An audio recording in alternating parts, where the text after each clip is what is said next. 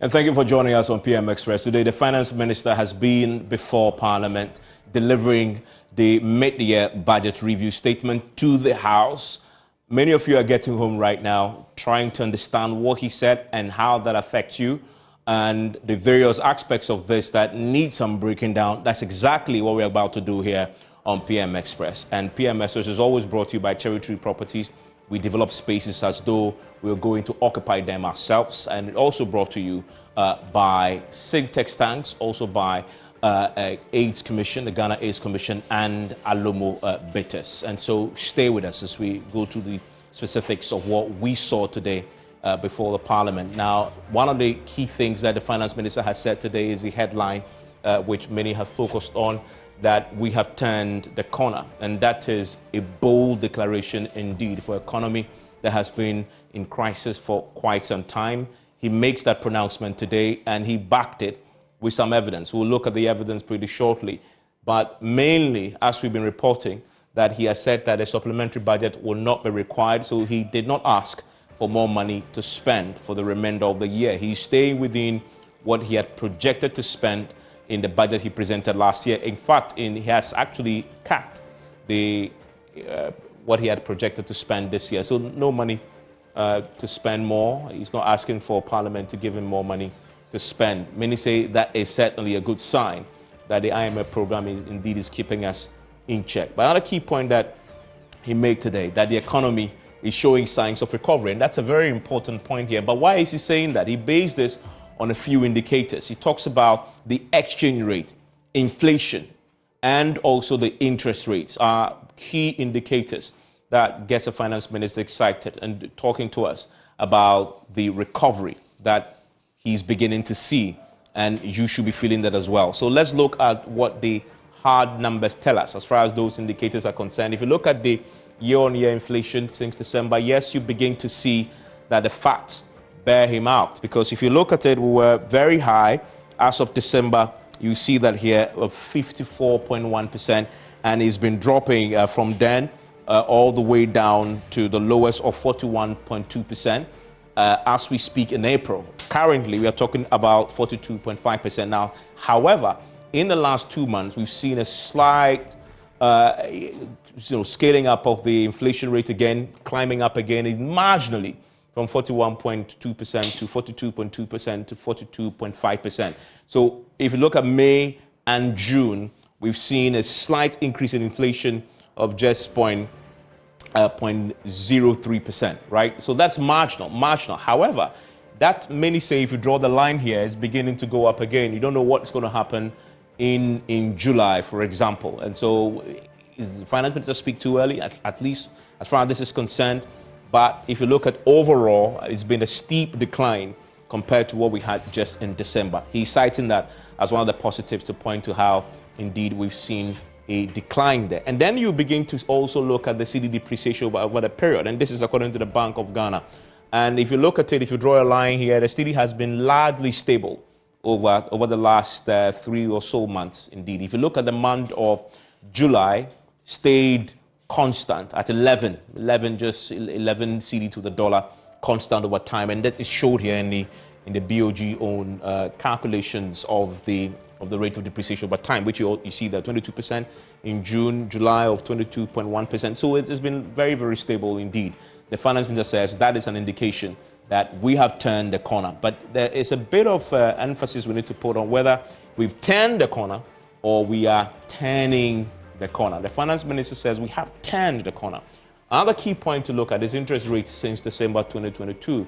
Again, another indicator the Finance Minister talks about. If you look at the BOG numbers, and the interest rates tell us from the 182-day bill to the 91-day bill rates, you begin to see that again as in a sharp decline. We've seen a slight increase in the rates. In fact, if you look at the lending rates for the banks also, again, the Bank of Ghana data shows that it went up all the way to 36%. If you're going to the bank to borrow, that's how much we're paying as interest. And now it's falling all the way to 30% as well, as far as that is concerned. So again, the Finance Minister says that is an indication that we've turned the corner. We're beginning to see the fruits of the investment they've done and all the hard negotiations that they went into with the IMF. And then you come to the confidence, another thing that we thought we should look at in judging if indeed we've turned the corner. You look at the Bank of Ghana's own data when it comes to the confidence indices, the business confidence versus the consumer confidence. Both of them show that the confidence is going up, but slightly going back down, 88% when you look at the business confidence as of 2023 April. And then you look there at what we've seen when it comes to the consumer confidence as well, all of it going up. It went down historically to some 72%, 73% when we were in October 2022. And a very important point to note that as we approach December, when the staff level agreement was close to being announced, you begin to see that it began to climb back up again. So, and no surprise, after the IMF program, we hit an all-time high, at least this year, of 88.8% in the business confidence and in consumer confidence as well. So those are interesting indicators to look. But as we begin to sit and have the conversation, you realize that these indicators and the whole picture. And Kales After Forcing is a minority leader, has been making his own points on this and highlighting a few of the points. And some of them, let's talk about overall real GDP. The budget of 2023 targeted 2.8%. Now we are talking about the reality is we're missing that target, revised 1.5%. Inflation rate 18.9%. We're missing that target, ending the year 31.3%. You're looking at another key indicator that the finance minister had projected last year, net less than, this is the gross international reserve, not less than 3 months, 3.3 months of import cover. For me, one of the most important indicators yet. And you're looking at that also, not as encouraging as they would want. And let's look at the final one here, primary balance of 0.7% surplus. We're talking about 0.5% deficit, expenditure allocation of a significant amount, 237 billion. That is good because it's reduced. And that's a key important point. Most people say we need to see expenditure cuts. That has happened on the back of this particular budget. Some say, oh, it's pretty small. It's pretty small there. Not enough in terms of what we've seen with the budget as far as the reality is concerned. But one of the key things that I need to touch on before I sit down is the issue with IPPs, the debt. The debt is big. And I'm delighted because today I have a man who made his name in the energy sector. He is Dr. Mohamed Amin Adam. He's my guest in the studio. You know him, the Africa Center for Energy Policy. He founded that. And so that's where he's made his name. Thankfully, he also used to be the Deputy Energy Minister. And he knows that one of the big line items in the debt that is one that is crippling this economy is the energy sector debt. And I would argue it's part of the reasons why they thought he should possibly go to the finance ministry and help about with his own expertise. And so he's here.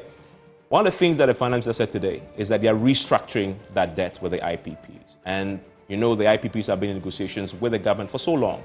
So let's clarify where they are. And that is why I'm delighted to say that the CEO of the chamber joining us very briefly, because that is a big part of this conversation as far as dealing with our debt is concerned.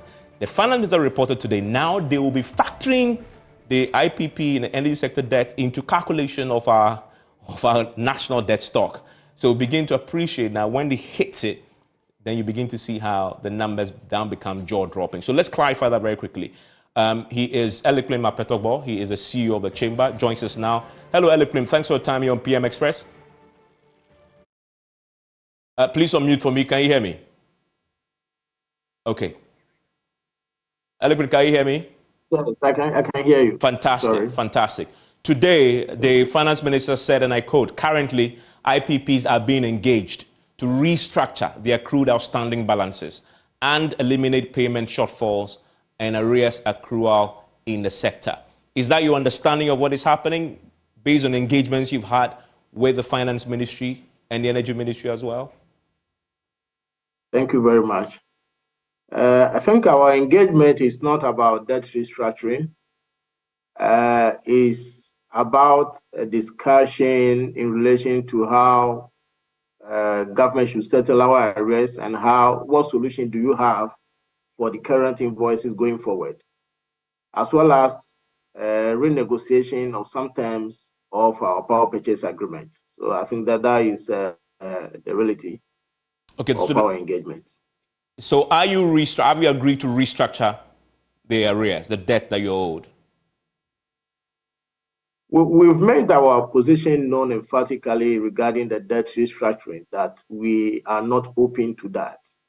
We are open to a discussion discussing the payment plan of our arrears.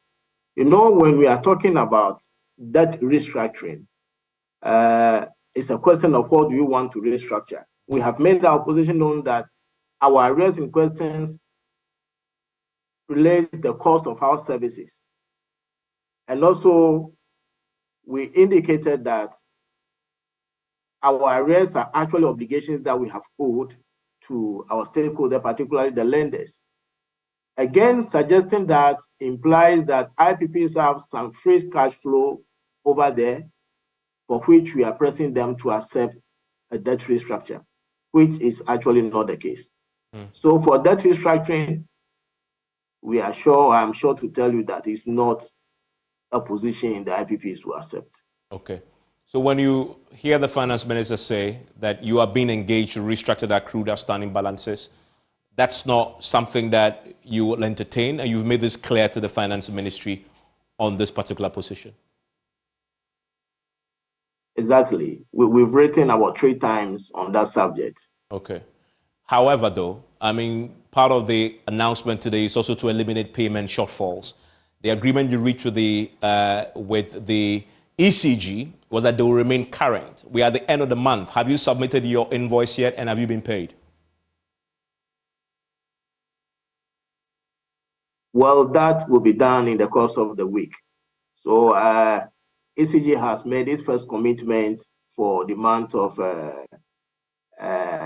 for the first month, which I would say is the current month, and they have given an indication of what they will be doing in this new month, to the extent of providing a date on which we should expect it. So they've paid part of it, then there's the remainder is what they have committed to pay with a firm date going forward. No, he has fulfilled what he has offered and promised to pay. Okay. For the month of July. He has fulfilled that. We are expecting what he has promised again for the month of August, yes. Okay, so you are happy. At least they are remaining current as they promised you and what you agreed on in the last talks. Yeah, that is the good faith or the commitment we expect from ECG, and we understand the situation. We are comfortable with that, but okay. Nothing at all is totally not helpful. Okay, and very finally, what's the current state of the debt? How much is it now?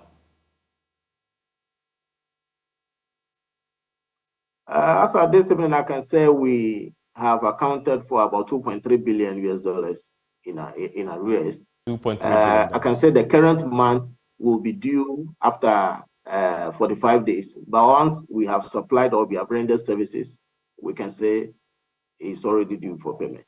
Okay. And for clarity, when you say you don't want to restructure, are you open to negotiating the payment terms, though? Why not? We are open to a payment plan. That has been our position all this while. So you accept a payment plan, but not a restructuring that may result in some losses? Exactly. Okay. Thank you. At least we get some clarity on that significant part of the presentation today. That's the Elikplema Petogbo. He is the CEO of the Chamber of IPPs. And just to clarify, the IPPs have been engaged individually to negotiate. And their collective position is that no restructuring. We'll try and get Dr. Amin Adam to reconcile the point. He says they've made it absolutely clear that they will not be entertaining any form of restructuring, although the finance minister says they have been engaged for that same purpose. So stay with me. When we return from the break, I'll get his thoughts. And Dr. Kaisel Atofosing will also have a say. A lot to digest from those two big men, one from the government side, one from the minority. Don't go anywhere.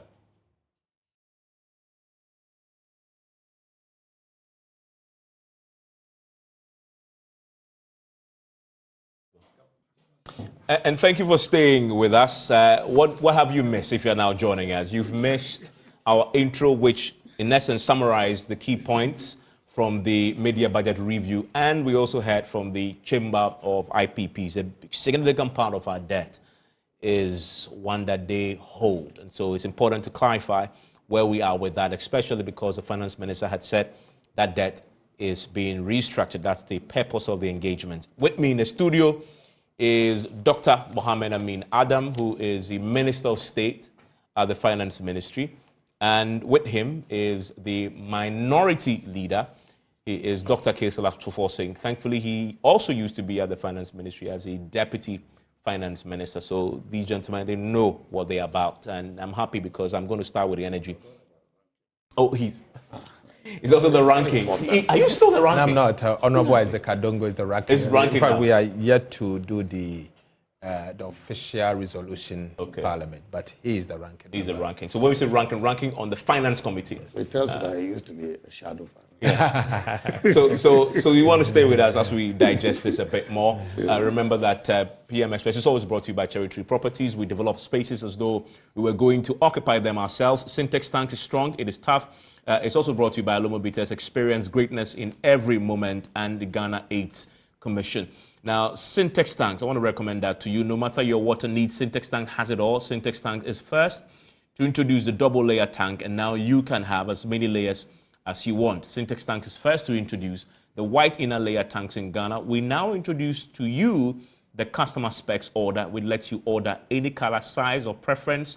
Syntex Tanks gives you the longest warranty of 7 years, which no other tank gives you in Ghana. So whatever your water consumption, size of project or demand, choose Syntex Tanks. We have agents nationwide. Call them on 0244 335 168 or shop at syntexgh.com. 0244 335 168. And also, you know by now, if you are a regular here on PM Express, that the place to be is the Cherry Tree Properties, because they build with passion.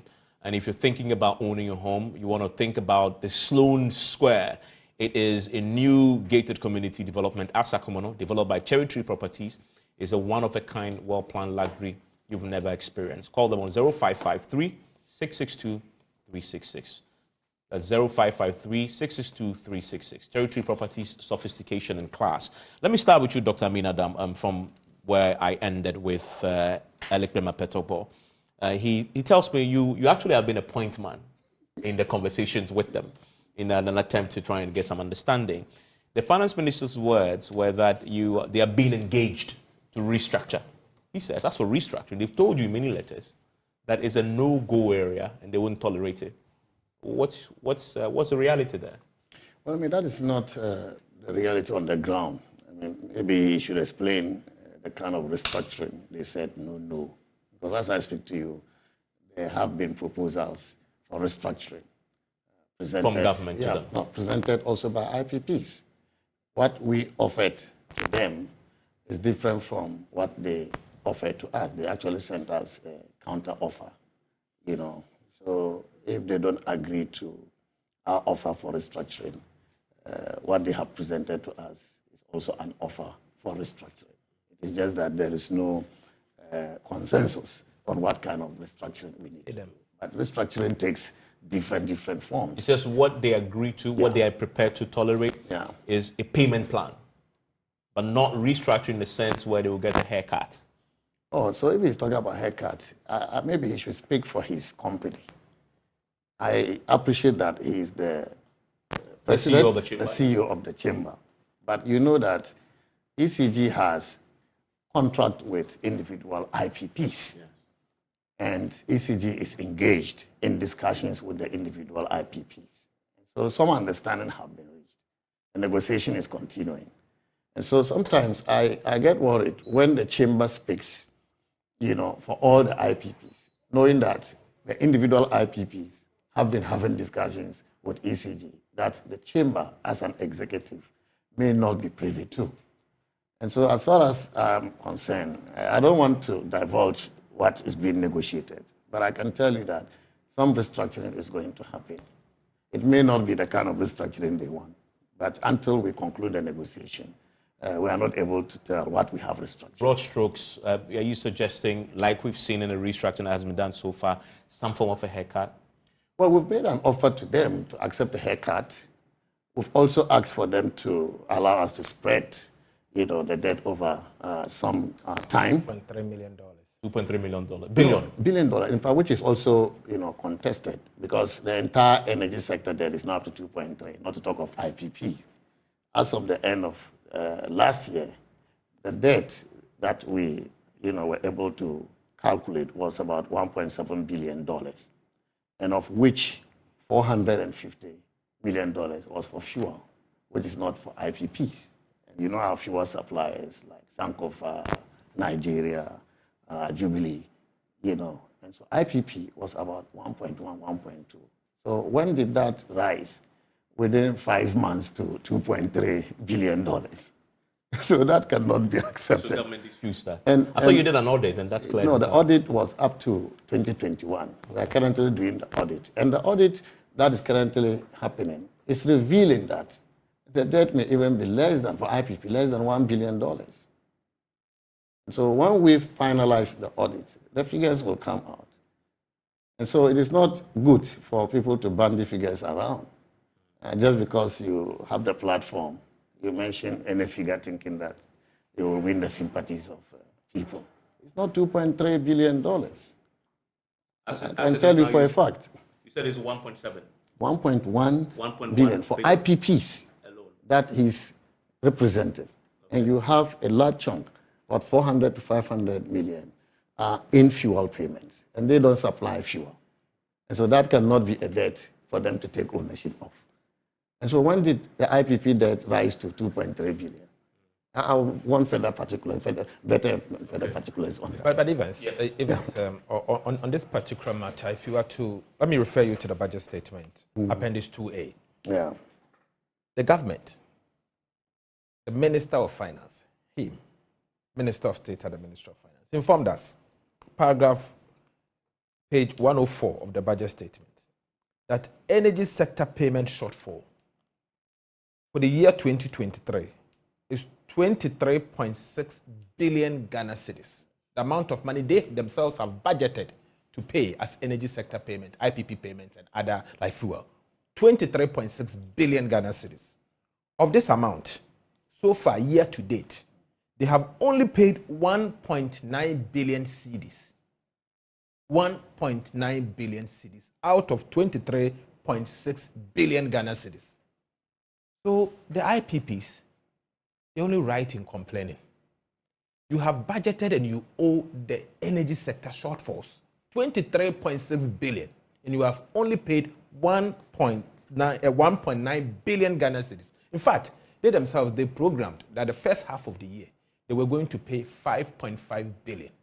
Even that amount, in the same budget statement, even that amount, they have failed in honoring those payments. So I'm not surprised that they are complaining. But you see, we are making a mistake. These IPPs, they've gone for a loan. The loans need to be serviced. They have provided you a service. They are contractors. And if you are to say that you are going to give them a haircut, you are giving them a haircut on what? On what? On the debt, on the arrears. Is the arrears is owned to their bankers. So when you cut it, you are cutting their profitability and their survival. And so we should be careful. The road we are charting, because if care is not taken, we'll end up destroying these IPPs and they will not be able to be around to support us. But let us also be fair. The IPPs provided a service as contractors to state. There's so many other state suppliers and contractors. So if you are applying haircut on them, why are you isolating others and protecting them? Which others are you? The other contractors. So if you are saying that you are going to apply blanket, so not necessarily in the energy sector. Across, because if you say that you are going to, because they are like any other contractor. Because actually, I've heard that even in the road construction sector, yes, there are also conversations there about. They want to give them a haircut. Well, there are conversations that have begun and they may include that. But let me explain something. I don't think leader Duncan understands shortfall. When we talk about shortfall for 2023, you know that PURC fixes tariffs. ECG is supposed to collect based on consumption. But we also know that there are inefficiencies in ECG. particularly as far as the collection is concerned. So if they are not able to collect based on the tariffs, it means that there will be a shortfall. So in the form of a subsidy? So that shortfall, somebody has to take care of it. And you are taking Secondly, the tariffs don't include what we call excess capacity payments. Tariffs are not they don't include excess capacity payments. And you know how we got by excess capacity payments, because they sign, contracts. Oh, it's always capacity. It's always they in that didn't business. need. We didn't. Always in that we business. didn't need that. They sign excess. Meanwhile, you are signing and they are excess also capacity and they are every day. also take or pay contracts. Okay. Now, when you sign excess capacity for the state based on take or pay arrangement, and it is not factored in the tariffs, somebody has to take care of that. This is what constitutes the shortfall that we budgeted for, so that we are able to pay. Are you saying the amount he quoted is not what you project you owe and you're going to pay? No, it's not the legacy debt. We are talking about legacy debt. So are you saying but this one shortfall for 2023. But you have a line item in the budget. Yes. But you must have a line item in the budget to pay that. Yeah, that is what we have in the budget. That's the 23 that he's talking about. Yeah, but then he's not wrong, is it? No, it's not wrong, but the principle is wrong. Okay, because he doesn't understand what the shortfall here means. It's as if we budgeted to pay it to IPPs and we are not paying.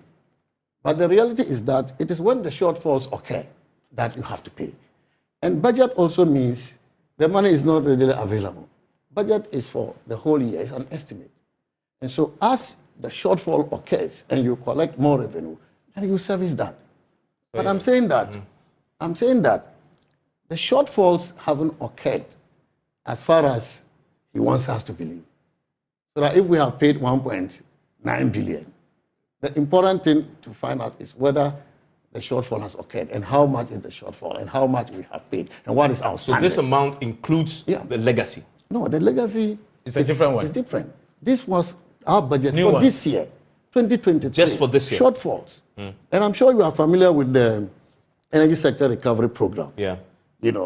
Which projects the shortfalls year after year. Which is part of your IMF program, actually. No, it's not part it's of in there. Yes, it was a World Bank program which we've been running for the past 3-4 years. But it was part of, I've seen it factored into the program. Yeah, the IMF is asking us to further deepen it. Enhance it. Yes. So that is the shortfall. So if you budget to pay 23 billion for the whole of this year, and I'm telling you how a shortfall may arise, and that is what we will use to pay so that we will be able to keep the energy sector. That is your projected shortfall this year, and that's what you budgeted for. Okay. Quickly now, come to that. I need to light on the head. My friend Amin is wrong. Completely wrong. First, I read the budget, what they themselves programmed to pay as energy sector shortfalls. In the same budget, they gave us indication how much they are going to pay for the first half of the year, of which they themselves, I'm not the one, they have said to us that they have failed in paying that amount, even though that liability has crystallized. Evans, the truth is that, in fact, what he said, he has made it worse. He's made it worse in the sense that, one, the arrest that these IPPs are talking about is different. It's ring fence, separate arrest. Yeah. Part of the arrest that the Minister of Finance probably may have announced, almost about 49 billion. Then, within the same budget, you have announced that this year, you are going to pay 23 billion. You have failed to pay. It means you are accumulating additional arrests because you should actually pay. And in the same revised budget, again, in the same Appendix 2A, the minister has repeated the same numbers that by the end of December, they should pay IPPs and other energy sector payment. 23.6 But that is the budget. That is for the 2023. For 2023. Yeah. And so far, they've only paid 1.9 billion. My argument is that you should not be accumulating arrests in the first place. You should be paying as and when it falls due. Which is a new strategy now. Which is the new strategy in the IMF program. So if you are to accumulate arrests, you have breached the conditionality in the IMF program. And what I'm seeing here, it looks as if they are accumulating arrests based on the numbers I've seen in page 104, Appendix 2A, of the budget statement. But if you isolate IPPs, I will do others. If you isolate IPPs just confirmed that as of end of July, they have received commitments to pay. So they are remaining current. I'm reading the budget statement. I'm talking of energy sector shortfalls. They have said that they should pay 23.6 billion by the end. A quick one on the limits because I can move on to the other. So I'm saying that this is the projection for this year, and it's the budget. So as the shortfall occurs, you pay. Okay. And I'm saying that because we budgeted to pay as a result of ECG's inability to collect more, that shortfall item will continue to be there. But what is the situation now? Which is what he's confirmed, that you're actually remaining current as we speak right now. So the shortfall, as you see here, may not be paid for the whole year because we are now current. That if you keep current to the end of the year, then this number would not be as much. So that's the point I'm trying to make. It doesn't mean that because you have 23 billion cedis in the budget, it means that we have to pay 23 billion, even when the shortfall. No, your own program. Yeah, but that you is have budget. repeated it. That is budget. And at the time this budget was done, we had not negotiated. So you are saying that but this negotiation was even a month ago. Yeah. It was a month ago. So when you were drafting the budget, at that time, you knew how that agreement. No. This budget was read today. No. Yeah, it was read today. I mean, that's to be more fair. No, I'm saying that. Because a month ago, Apetokbo and the ECG boss were all on the same platform, and they disclosed the nature of the agreement, which is that they will remain current going forward. So that's a month ago when you were drafting, you knew that it was. Yes, but we are saying also that. No, but we are also saying that we don't have a perfect system yet. Even the payment that was done to the IPP, it was the Minister of Finance that did it. It is next month ECG is going to take over.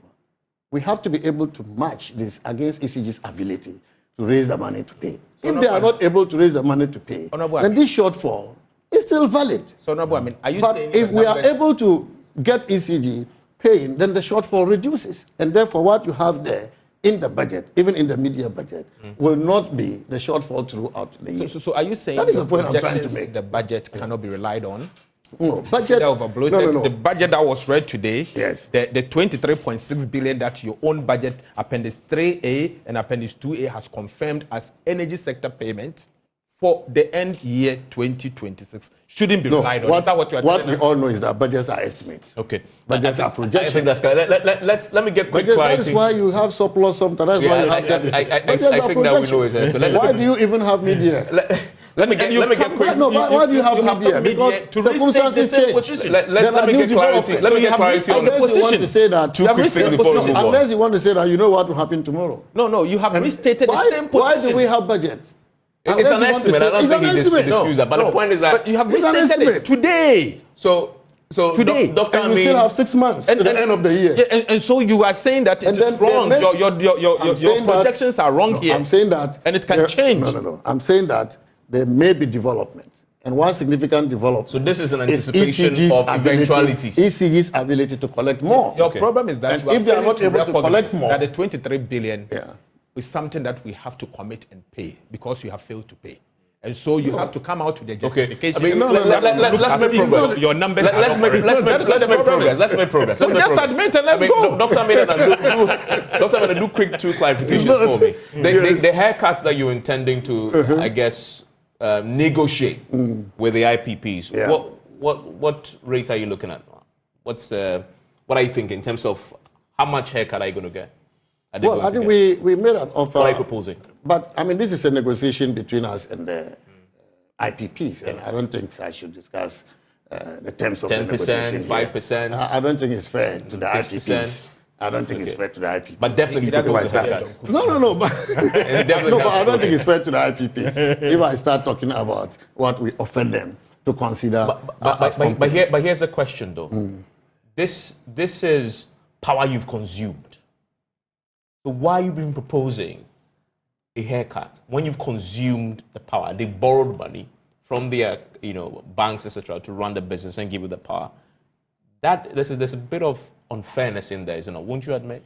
Oh, but how about the DDEP? You're saying that the people... Well, the same argument came up. No, the people who had the bonds didn't acquire the bonds. I took a haircut, by the way. So, yes. I have a legitimate right to answer that question anyway. It's a principle, yes. No, but we are doing that. We asked the same questions. We've done questions. that to you. We've done that to myself. I don't know about Atu if he had bonds. And Ghanaians accepted this challenge. They sacrificed so much, and we thank them for that sacrifice. We are doing the same thing to our external, creditors. So how about IPPs? What makes IPP so unique that, we cannot apply the principle to them? In our case, because you told everybody that we have applied the principle to has done something for us. Some have bought our bonds. Some have provided services. Some have given us loans to undertake government projects. So the principle is the principle. And we are very happy that a lot have responded positively, particularly IPPs? the people of Ghana. Okay, the people of Ghana. And I expect IPPs to also respond positively. Anyway. Okay. And if they don't, in our case, you told us if we don't accept it, you won't be able to pay. In the IPP's case? It's the same. Okay. It's the same. Where's the money? We have to raise the money together. And they have to understand that we have to raise the money to be able to pay them. That's why we've got in. Now let's go. Let's go to the bread and butter. Let's go to the bread and butter issues that came up today. I mean, and let me start with you. The headline-grabbing declaration today that you turned the corner. Where is the evidence to support that conclusion? Well, I think that you yourself, mentioned some of these elements of what we presented in the budget. For example, last year was a difficult year for all of us. And even before last year, the year 2020, when we had COVID, and then also in 2022 last year, when the conditions were exacerbated by other external factors, including the war in Ukraine. Several countries suffered it. And we continue to suffer the consequences of this because they haven't abated entirely. As a result of this, inflation had reached 54% by the end of last year. If inflation today is 42%, it's still high. And we are hoping to reduce it further by the end of this year to 38%. And we even hope to reduce it to a single digit by the time we terminate the IMF program. But that is a significant reduction from 54% to 42% half year. Secondly, we know that Ghana was not the only country facing this challenge. To contain inflation, a number of countries, advanced countries, emerging countries, use monetary policy tightening, increasing the policy rate, interest rate, in order to contain inflation. Which Ghana is also doing. Yes, because of that, interest rates increased significantly. In Ghana, you just showed it on the screen. The TB rates reached 35%. Today, it's about 22, 23%. That's another significant reduction. Then you are also talking about the exchange rate.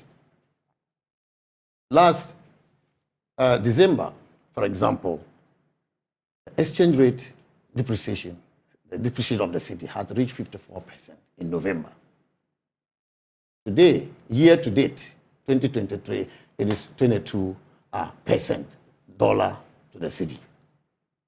But actually, from February to July, it's 1.8%. January was 20% plus. February to July is 1.8%. That's very significant. That's another significant indication that we have, turned the corner. So these are the reasons. In terms of the fiscal balance, primary, balance, for example, we were supposed to be achieving a surplus of 0.04% by percentage point by half of this year. But we achieved a surplus of 1.1% half this year, 2023. That's also significant. And so these are the indications, macroeconomic indicators, very significant fundamentals of the economy showing a downward trend. And so if anybody thinks that we haven't turned the corner, I'll be very surprised because the figures don't lie. Let me clarify. Have you turned the corner or you are turning the corner? The two are different. We have turned the corner. Emphatically turned the corner. Economies are cyclical. Okay? And so when you have hit the rock, and then you see the trend going down. That's good news. You've turned the corner. Especially as you are implementing progressive policies, good policies. I asked that question because I checked your media budget review. You mentioned turn the corner 6 times. Yes. In the 5 times you mentioned it, you used the word turn the corner.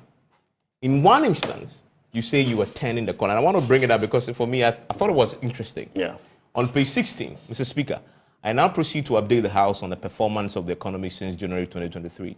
And the reasons why there is consensus, and I'll ask Ato if he agrees that there's consensus, that we are turning the corner.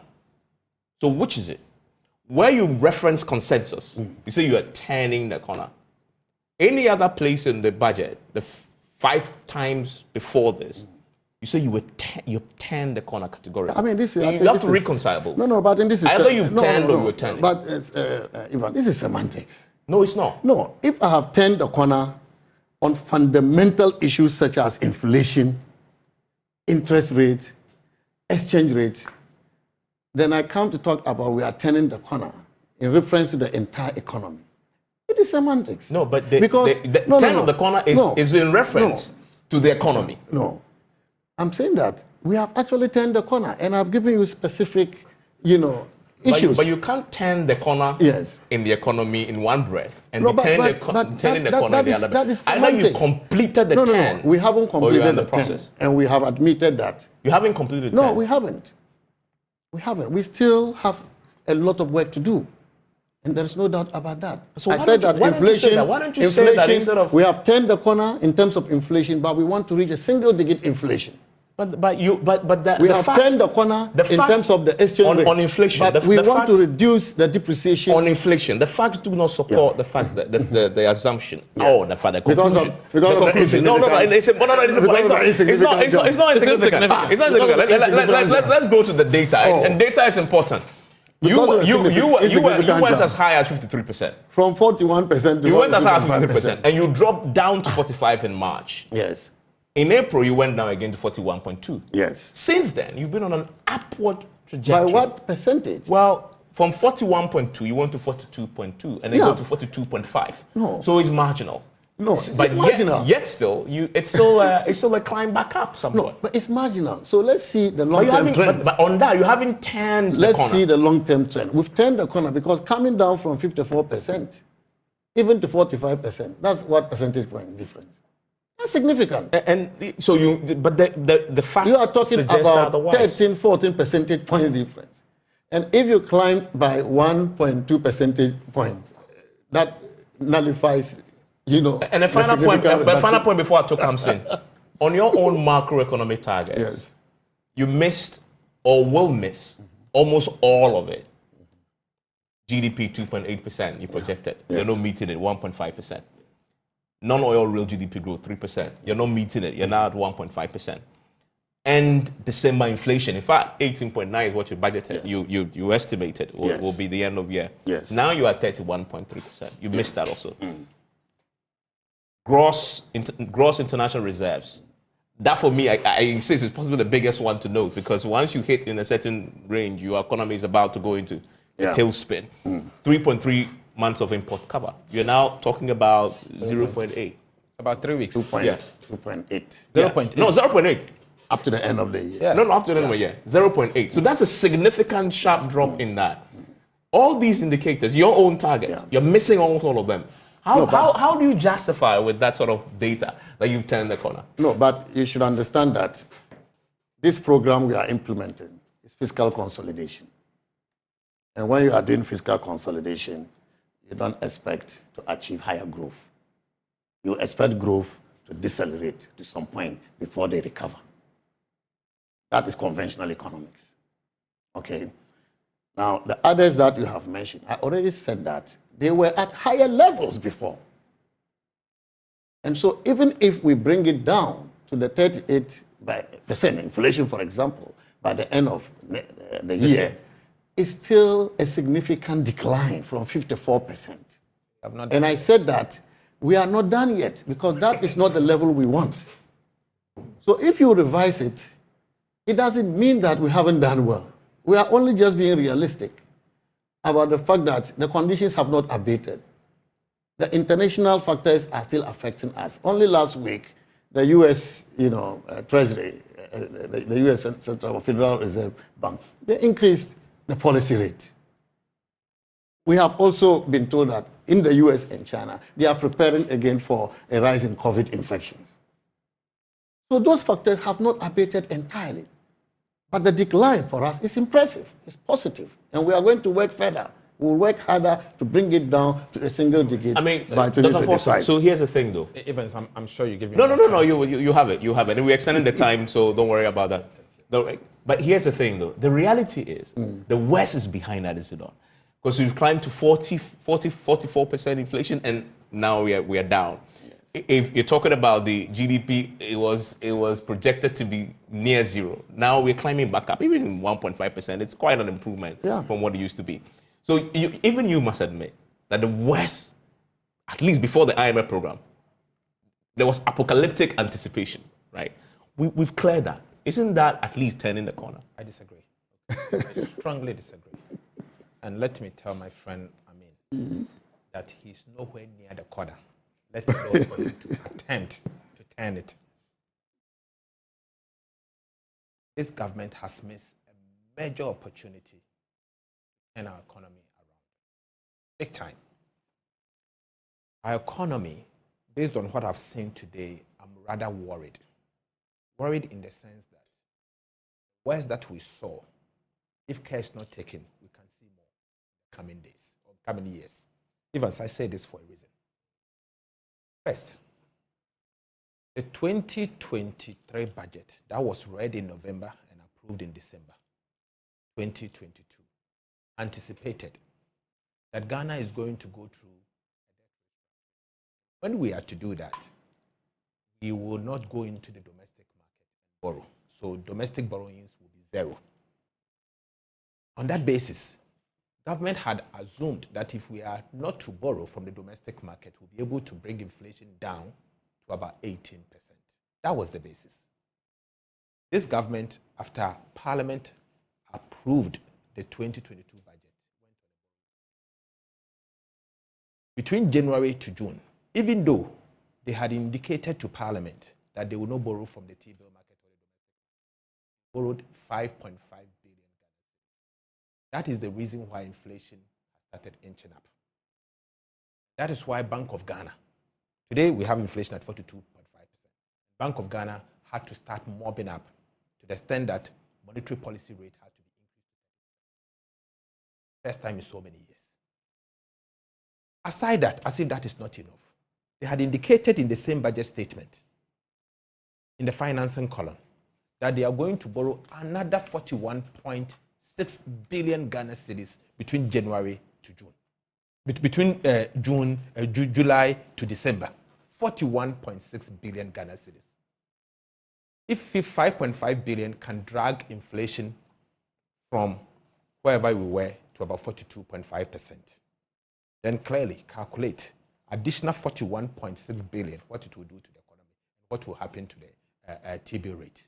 You recall that when we started the debt restructuring, because we had indicated that we had signed on, obviously, with the banks and bondholders and all of that, we're not going to borrow. T-bill rate came to about 14%. You recall? Yeah. Because if government had, at the time, decided not to go back to the T-bill market, bond rate, T-bill rate would be about 14-15%. But because we started borrowing, it moved from 14% to about 22-23%. Now you are going to borrow another 41 billion. Only 5.5 billion will move you from 14 to 22-23. Now you are going to borrow 41 billion in the next 6 months. That will move you to about 30% and inflation will each up. Too early for them to contemplate and to even talk about turning the corner. They are far away from that. What I see is a complacent Ministry of Finance headed by Colonel Furiata and assisted by my friend Ahmed. They are being complacent, and that is dangerous for our economic management.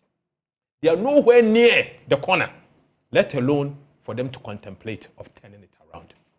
You've seen that all the indices are inching up. See, you go back to your graph, and I was monitoring it carefully. It is inching up because of the overborrowing. And it is going to go up if they don't stop the activities. And that's why I'm saying that it's a missed opportunity.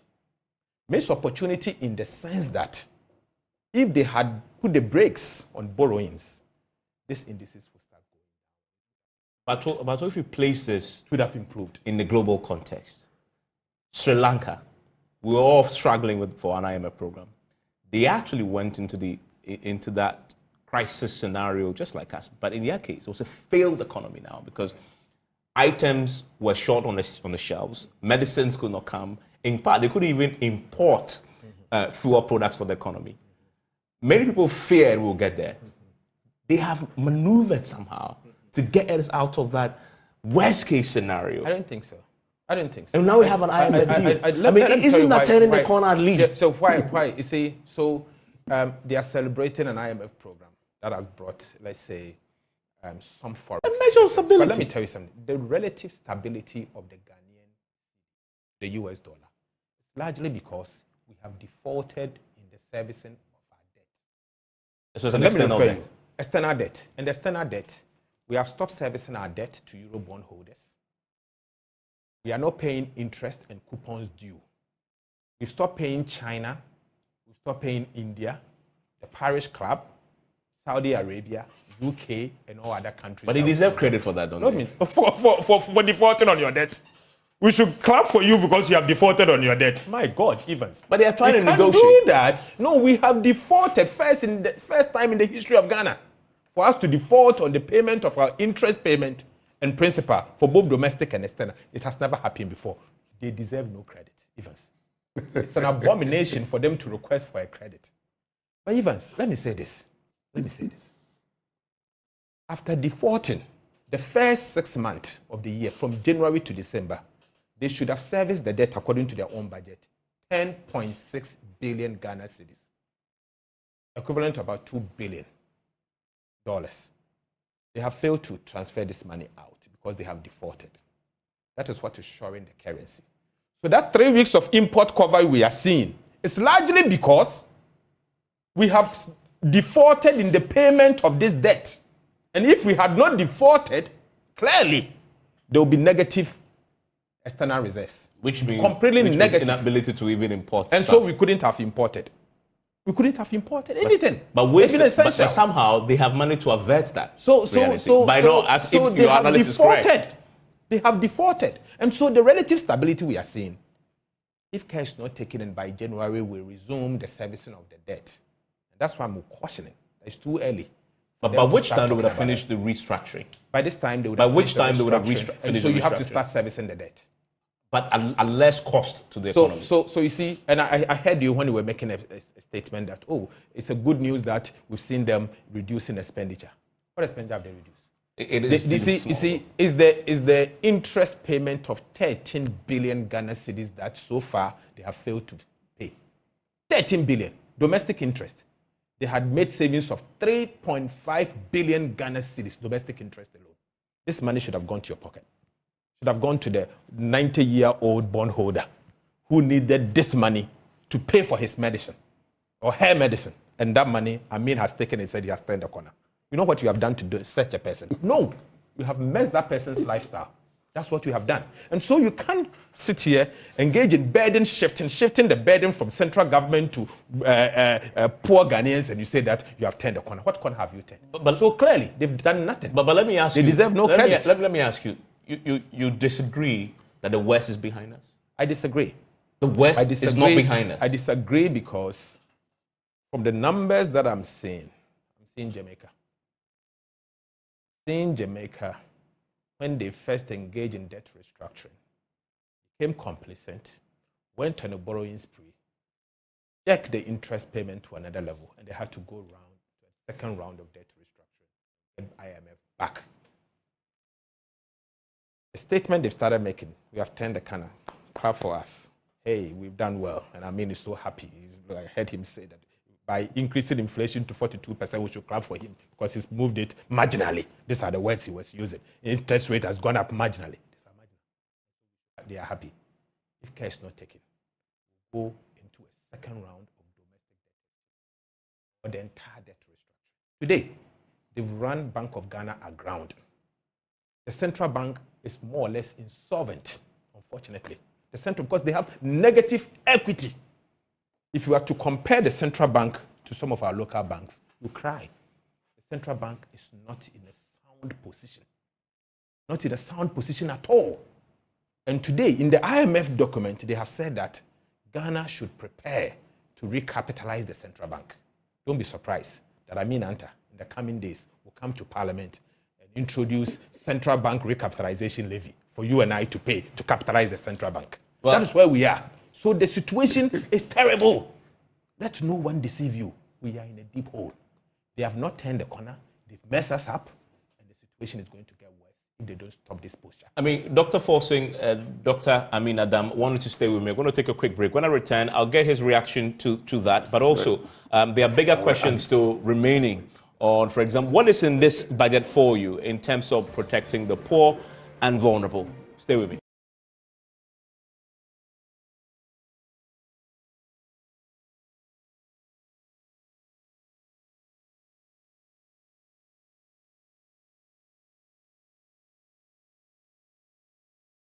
And thank you for staying with us. I have with me Dr. Mohammed Amin Adam and Dr. Kaysalata Forsing. We are attempting to break down what happened in Parliament from at least their point of view. And if you join us at the beginning, we also heard from the IPPs giving us their own take on what the finance minister had said. And just before the break, we're talking about the turning of the corner. And Dr. Kaysalata Forsing had laid out the evidence to suggest that you are not even close to the corner, for you to even dream about turning that corner. And a lot of the facts that he put forward, it's facts that you find in your own document there, Doc. So let's settle this. For the ordinary Ghanaian out there, who is the ultimate judge of everything else, do you sincerely, and because I know you're a member of Parliament as well, believe that for your constituents, they will share in this faith and this declaration that you've turned the corner and it's beginning to show in their lives? Well, I mean, when you turn the corner, it doesn't mean that you have arrived. And I've said it severally, that moving down from where we were last year, in our view, we've turned the corner. We are not going back there.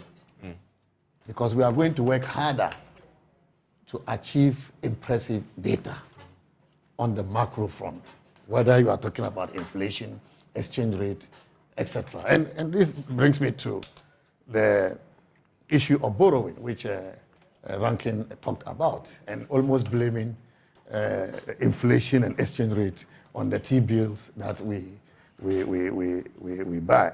Lending rate. But you see, the inflation today cannot be attributed to the borrow, because we all know that the inflation basket is currently dominated by the food inflation. Food inflation has dominated. More than 51% of the inflation today is attributed to food inflation. And we all understand why, because food prices have increased globally. Ghana is no exception. India has just said that they will no longer export rice, to the developing world, including Ghana. The grain conflict between Russia and Ukraine is also affecting us. Fertilizer prices globally have increased. Russia. And so we can understand why food prices globally have increased, including Ghana.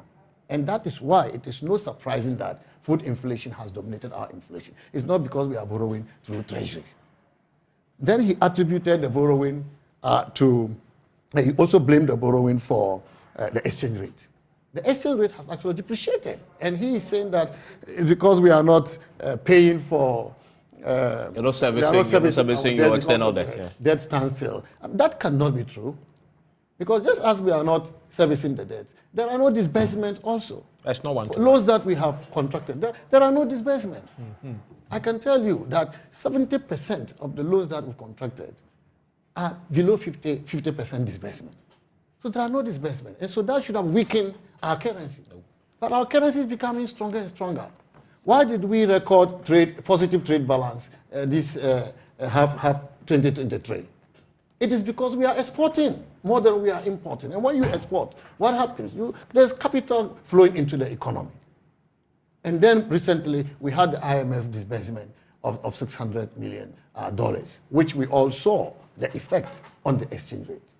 And so we can explain the reason the exchange rate is favorable. In other words, why the cedi is appreciating, but not because, as Rankin said, we are borrowing. Even with the levels of borrowing, the borrowing is talking about what space does it occupy within our debt space.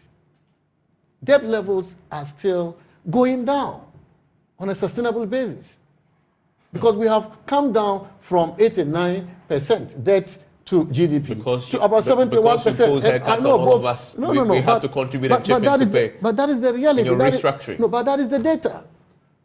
That is the data. But it's not because you did something extraordinary. It's just because you imposed a lot of pain on us. Not because we have done a lot. The GDP has grown. Today, we are expecting to grow the GDP to 800 billion cedis. And this is expected to reach 1 trillion Ghana cedis by 2024. And this is coming from 269 billion that we inherited from the NDC. So if you grew the economy, the size of the GDP from 269 billion cedis, 2016, to 800 billion cedis this year as projected, and expected to reach 1 trillion. That is the reality. Let's talk. And it is because we are doing great jobs. Otherwise, how can you double and triple GDP when you are doing nothing? Let's stay on the subject of debt for a second, because that was a big beast also in the document today. Yes. Where are you with the external debt negotiations? From the Board Finance Minister said you've made offers, you're expecting counter offers from your external creditors, Eurobond in particular. Where are you? Where are you with that? Well, we, as the minister said, we are expecting a response from the creditors. How much haircut are you proposing for the Eurobond? Yeah, I mean, as I told you earlier, these are negotiations. At the beginning, I know it was 30%. At the beginning, I know it was 30%. I'm sure you found a way to know, but it is not for me. John Kuma announced it. John Kuma announced it. Oh, you were with me. Yeah, you were with me. Negotiations are ongoing. I'm sure as of the time he announced it, the negotiation had not started. Yes. But negotiations are ongoing, and he knows that. So give us further announcement. He knows that. I can't sit. Are you staying with the 30% haircut? Give us further announcement. I'm not going to talk about what is currently being negotiated. Otherwise, disrespect to the other parties. No, but later. No, I wouldn't. but when are you hoping to conclude this? Because that's key. We are hoping that in the third quarter, by the end of the third quarter of this year, of this year, we will have some response from our creditors. That may not be conclusive, but we want to assure you that some response may come. Whether it will be a satisfactory response, whether it will be a response that will consider the basis for further negotiation, that I'm not able to tell until we get in September. Yeah. You have another review by the end of In September, you have another review, IMF review, right? You have a month to go, right? We are in August now. Tomorrow we are in August. Are we going to, from where we are now, from what you've done so far, do you think you will earn a positive review that qualifies you for the next tranche? Well, why not? The yardstick for determining a successful review includes what we call quantitative performance criteria. Then you also have indicative criteria, indicative targets, and then you have the structural benchmarks. As far as I'm concerned, as far as I know, we have satisfied all the quantitative, except the issue relating to let me clear about it. We have satisfied all the quantitative criteria. Then when you come to the indicative targets, we have also satisfied that. Yes, so on the quantitative, what I forgot to talk about is the arrears. I think we still have some arrears built up. Arrears in what sector? There's an energy sector? General sector. But we also have developed an arrears clearance plan on how to clear the arrears. So that is the only one we are working hard at, and we're hoping that based on the revenue performance we are seeing from GRA, we should be able to address that before the review. Then on the indicative targets, I think we have satisfied all of them. The structural benchmarks is another area where we have a little challenge, and that has to do with the energy sector. Because as I said earlier, we are not supposed to accumulate new arrears. And we are determined. That is why we are negotiating. We are remodeled the cash waterfall mechanism to ensure that we are current on our payments. We have budgeted a shortfall, and I indicated that we are not going to use the entire shortfall so that we can pay our shortfalls to the domestic SOEs. But for IPPs, we do not intend to record any shortfall. We're going to be current on our payment. And so when we have addressed that, the energy sector issue should also be addressed. So I'm looking forward to a positive review, successful and qualifying for the next tranche also. Yes, 600 million. Yeah. 600 million. Okay. Evans, first, I'm glad that at least, if for nothing at all, the performance criteria on central bank printing of money has ceased, and they've passed that. So clearly they've stopped printing money. And thank God, that was my biggest worry because I raised this issue. The Bank of England, we've just seen it. The Bank of England. But why are you comparing yourself printing money? Don't, never compare yourself to the Bank of England. This bank has gone insolvent already, negative equity. And you are saying always compare us with them. Look at it. When it's my brother, you. I'll do some comparison, then we'll see. Number one, first he made mention of the fact that yes, they have stopped servicing the debt, but inflows are not coming in. It is for a simple reason why the IMF recognizing that certain inflows were not going to come in. That's why they front-loaded the disbursement. And that's why they gave them 600 million first and another 600 million by end year to cater for that disbursement that would have come. But can you imagine if year to date we had paid out $2 billion, what would have happened to your reserves? It is only MPP that will say that they've turned the corner when they had projected in the ensuing year, that they were going to achieve net international reserves of 3 months of import cover, only for them to revise it downwards to 3 weeks of import cover, and they claim they have turned the corner. Only MPP. It is only MPP that will say that they've turned the corner when the previous year, 2022, the real GDP growth was 3.1%. And they themselves projected that in the year 2023, GDP growth was going to be 2.8, only for them to revise it downwards to 1.5%. And yet they are claiming they've turned the corner. It's only MPP that will say this when countries close by. I heard him talk about Ukraine and Russia again. Ivory Coast, GDP growth for this year, 2023, 6.2%. 2023, that's their projection. Nigeria, 3.2%. Mauritius, 4.6%. Kenya, 5.3%. Rwanda, 6.2%. Ethiopia, 6.1%. And just for the records. This is in the budget. Review. This is in the budget. And then he is saying that they have turned the corner when you have revised your GDP growth downwards to 1.5%.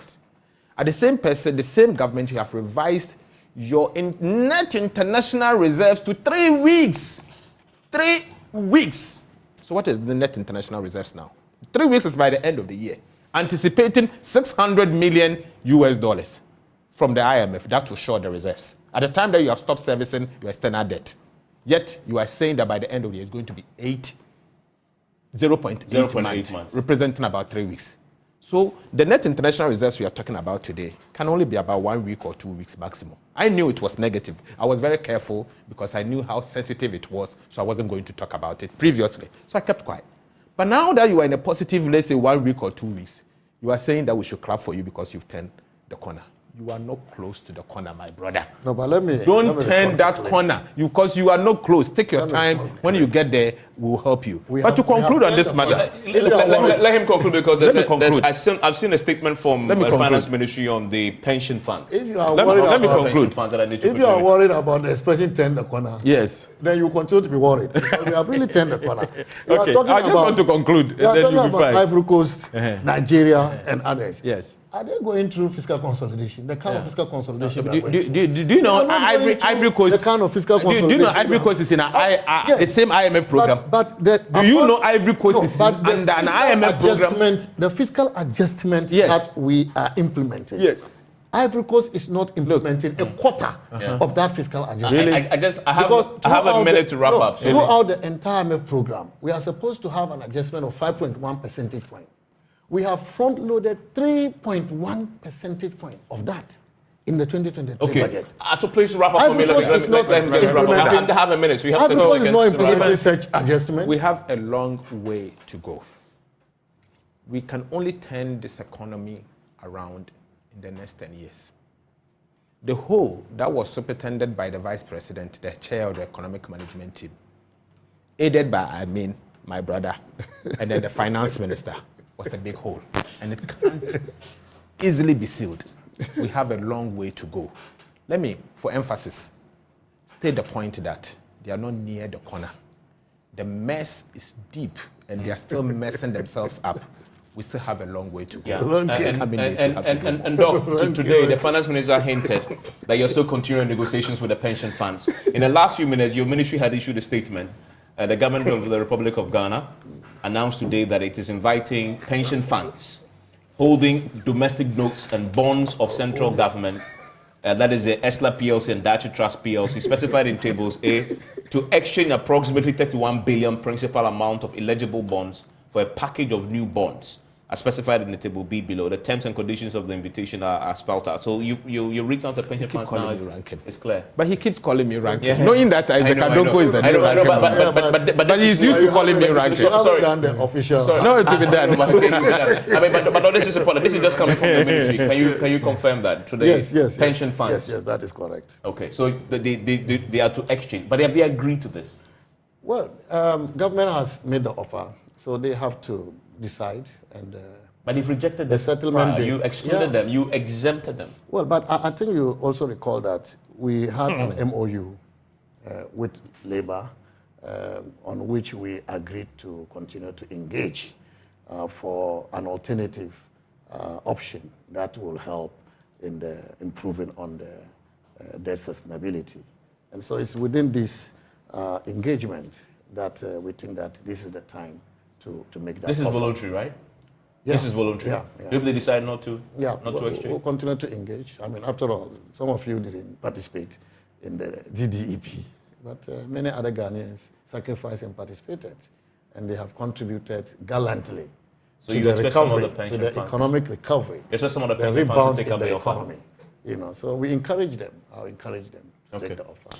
Thank you, Doc. Thank you, Doc, as well. Thank you. Dr. Amin Adam and Dr. Kisla Tofosing.